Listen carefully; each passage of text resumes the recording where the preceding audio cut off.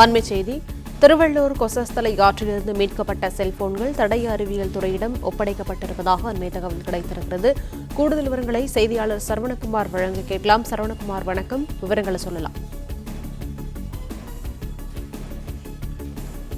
Armstrong கொலை வழக்குல இது கொலையாளிகள் பயன்படுத்திய செல்போனை 6 செல்போன்களை இந்த கொலையாளிகள் மூலமாக நேற்று அவர்கள் நடத்திய விசாரணையில நேற்று ஒரு நபர் ஹரிதரன் என்ற நபர் கைது செய்யப்பட்டார். அந்த நபர் தான் அந்த செல்போன்களை ஆற்றில் வீசி இருப்பது தெரிய வந்தது. இதனை தொடர்ந்து அவர் ஹரிதரனை கைது செய்து அவரிடம் நடத்தப்பட்ட விசாரணையில் எந்த பகுதியில இந்த செல்போன்களை வீசி இருக்கிறார் என்பதை கண்டுபிடித்து வெங்கத்தூர் என்ற பகுதியில கொற்றலை ஆற்றில் இருந்து இந்த 6 செல்போன்களை தேடும் பணி தொடங்கியது. அதுல 3 செல்போன்கள் நேற்று மீட்கப்பட்டதாக காவல்துறை தெரிவித்திருந்தது.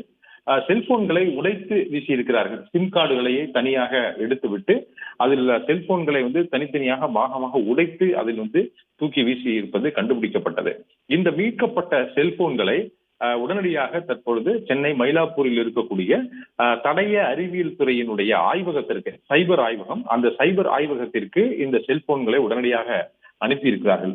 மற்றொரு பக்கம் மீதம் இருக்கக்கூடிய 3 செல்போன்களை தேடக்கூடிய பணி என்பது இந்த வெங்கத்தூரில் இருக்கக்கூடிய இந்த கொற்றலை ஆற்றில தற்போது நடைபெறுகிறது. இதற்காக ஆழ்கடல் பயிற்சி பெற்ற வீரர்கள், அதற்காக இந்த ஸ்கூபா டைவிங் என்ற அந்த ஆழ்கடல் பயிற்சி பெற்ற வீரர்களையும் அழைத்து தீயணைப்பு துறையினரும் அதற்கு அனுபவம் பெற்ற தீயணைப்பு துறை வீரர்களையும் அழைத்து இந்த செல்போன்களை தேடும் பணி தொடர்ந்து இன்று காலை 6:30 மணி அளவிலிருந்து நடந்து வருகிறது.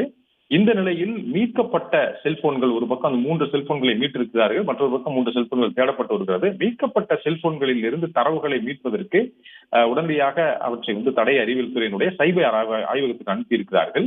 இதிலிருந்து அந்த மதர்போர்டு உள்ளிட்ட பாகங்களில் இருந்து தரவுகளை, அதில் இருக்கக்கூடிய தரவுகளை மீட்க முடிகிறதா என்று ஒரு பக்கமும், அதே வேளையில இந்த செல்போன்களுடைய IMEI நம்பர், ஒவ்வொரு செல்போனுக்கும் இருக்கக்கூடிய IMEI நம்பர் இருக்கும். அந்த IMEI நம்பரை வைத்து இந்த குறிப்பிட்ட செல்போனில் எத்தனை சிம் கார்டுகள் கடந்த காலகட்டங்களில் பயன்படுத்தப்பட்டிருக்கிறது, குறிப்பாக ஒரு 6 மாத காலங்கள் எடுத்துக்கொள்வார்கள். அந்த 6 மாத காலங்களில் எத்தனை சிம் கார்டுகள் இதில் பயன்படுத்தப்பட்டிருக்கிறது என்ற தகவலை திரட்டுவார்கள்.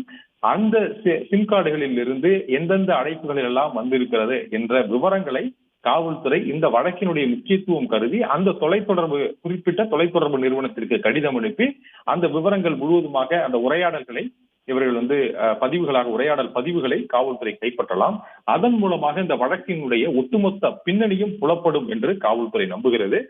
அந்த பணிகள்ல தற்பொழுது காவல்துறை ஈடுபட்டிருக்கிறது. இந்த சைபர் ஆய்வகத்தில் இவற்றை ஒரு பக்கம் 2 பணிகளை மேற்கொள்வார்கள். ஒன்று, இந்த செல்போனில் மீட்கப்பட்ட செல்போன்களில் இருந்து பதிவாகி இருக்கக்கூடிய தரவுகள், குறிப்பாக என்னென்ன விவரங்கள் எல்லாம் அதில் இருக்கிறது, யார் மூலமெல்லாம் பேசி இருக்கிறார்கள், வேற எதுவும் ஆடியோ பதிவுகள் இருக்கிறதா என்று அவற்றை மீட்க முடியும். அல்லவென்றால் இந்த IMEI நம்பரை வைத்து இந்த சிம் கார்டுகள், எந்தெந்த சிம் கார்டுகள் பயன்படுத்தியிருக்காருன்றது தனியாக ஒரு பிரிவினர் அதற்கான ஆய்வு பணிகளில் ஈடுபடுவார்கள். அந்த பணிகள் தற்பொழுது தொடங்கியதாக தகவல் வெளியாகி இருக்கிறது. குறிப்பாக இந்த வழக்கினுடைய முக்கியத்துவம் கருதி அடுத்தடுத்த கட்டமாக உடனடியாக இந்த கொலையாளிகளுக்கு பின்னணியில் இருக்கக்கூடிய நபர்களை பிடிக்க வேண்டும் என்பதற்காக உடனடியாக இந்த பணிகள் தொடங்கி இருப்பதாகவும், அதுல எத்தனை சிம் கார்டுகள் பயன்படுத்தப்பட்டிருக்கிறது என்ற விவரங்களை பெற்றாலே அதை வைத்து தொலைத்தொடர்பு நிறுவனங்களுக்கு காவல்துறை மூலமாக கடிதம் அனுப்பி அந்த விவரங்களை பெற முடியும். அவர்கள் இருதரப்பினர் பேசிய உரையாடல் பதிவுகளை பெற முடியும். எந்தெந்த எண்களில் இருந்தெல்லாம் அழைப்புகள் வந்திருக்கிறது, என்ன பேசியிருக்கிறார்கள் என்ற விவரங்களையும் பெற முடியும் என்று காவல்துறை தரப்புல கூறப்படுகிறது.